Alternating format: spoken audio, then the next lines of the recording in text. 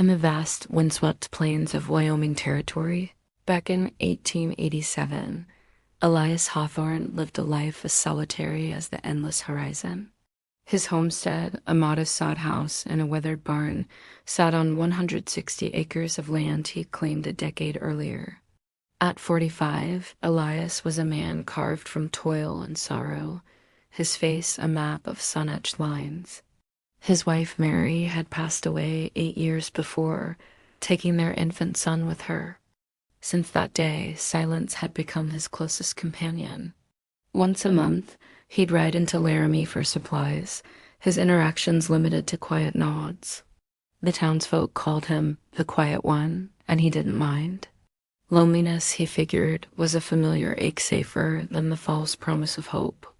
One crisp autumn evening, with a storm brewing on the horizon, Elias trudged to his barn to check on his milk cow. The air smelled of coming rain. As the old barn door creaked open, his lantern cast long shadows, and he heard it, a faint rustle from the hayloft above. Thinking it was just rats or a coyote, he still couldn't shake a feeling of unease. He set his lantern down, drew his old Colt revolver, and slowly climbed the ladder. There, huddled in a dark corner, was a figure wrapped in a tattered blanket.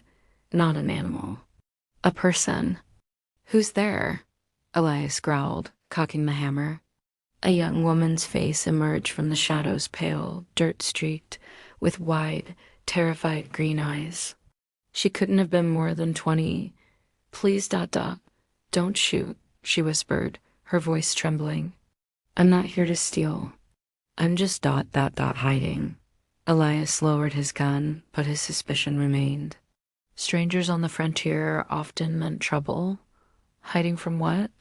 She hesitated, her eyes darting toward the barn door. "Men, bad men. They killed my pa. I got away on his horse, but they're tracking me." Elias studied her. She was half-starved and shaking, but there was a fierce spark in her eyes that reminded him of his late wife, Mary. "You got a name?" Clara Riley," he sighed, finally uncocking the revolver. "Elias Hawthorne. This is my barn. You can't stay here long." "I know," she said quickly, "just till morning." "I'll be gone at dawn." Against his better judgment, Elias nodded.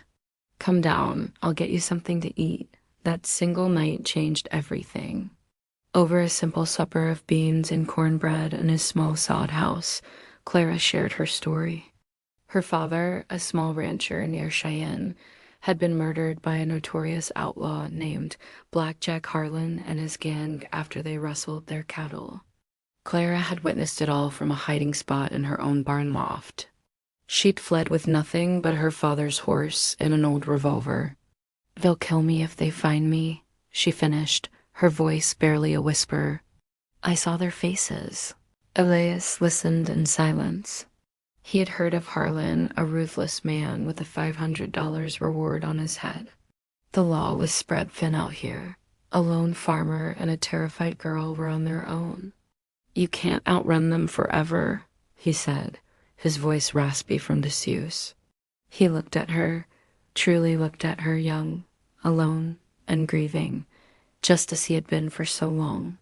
A feeling he had buried deep inside him began to stir. "You can stay the night in the house. I'll take the barn." As the storm raged outside, lashing rain against the roof, Elias lay in the hay, staring into the darkness. For the first time in 8 years, his house wasn't empty. And for the first time, he felt needed. Morning brought clear skies, but it also brought the distant sound of hoofbeats. Elias spotted a cloud of dust on the horizon riders, 7 of them. Clara saw it too, her face draining of all color.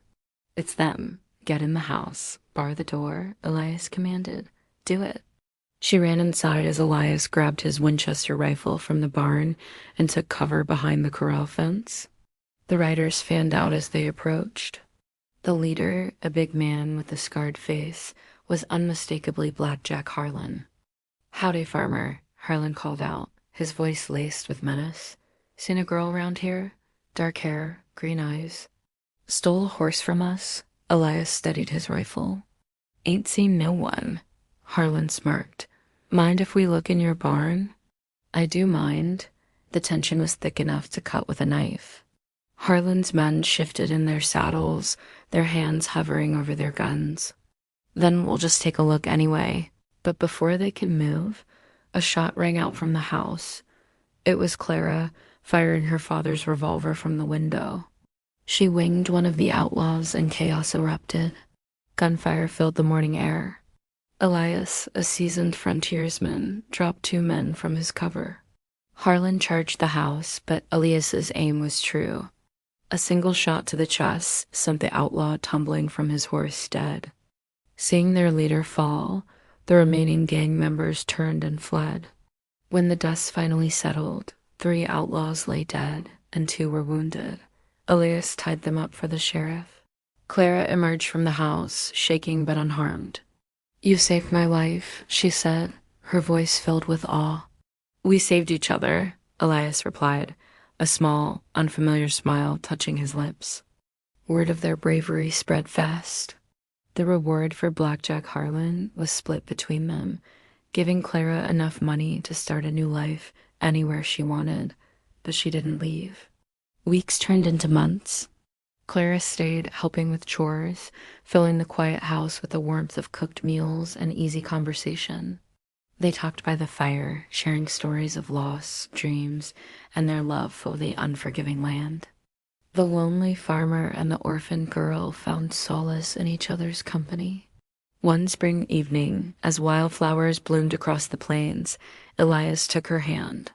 I was lonely a long time, he said, his voice soft. Thought it'd always be that way.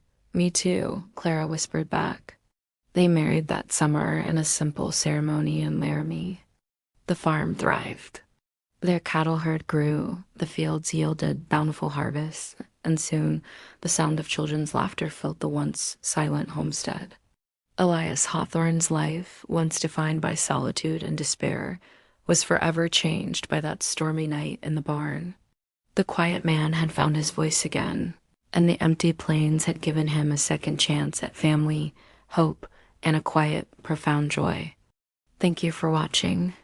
If you enjoyed this story, please consider liking this video and subscribing to our channel for more tales from the Old West. We'll see you next time.